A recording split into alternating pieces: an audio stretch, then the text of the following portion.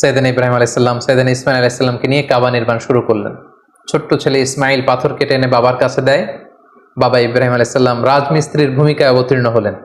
তিনি নিজ হাতে আল্লাহ তাআলার ঘর কাবা তিনি নির্মাণ করতে শুরু করলেন। বাপ ছেলে দুজনই পড়তে আরম্ভ করলেন, রব্বানা তাকাব্বাল মিন্না ইন্নাকা আনতাস সামিউল আলিম। হে আল্লাহ, আপনি আমাদের পক্ষ থেকে এই ইফোর্ট, এই ডেডিকেশনকে, এই কাজকে আপনি কবুল করে নেবেন। এবং আল্লাহ তাআলা বললেন যে ওয়াইদ জাআলনাল বাইতা মাসাবাতান লিন-নাসি ওয়া আমনা, আমি এই কাবা ঘরকে, ইব্রাহিম ইসমাইলের পদধূলি ধন্য এই কাবা ঘরকে গোটা বিশ্বের মানুষের মিলন কেন্দ্র বানালাম। যেটা আমরা হজ উমরার সময় দেখি, more than 2 million Muslims they gather together in Kaaba.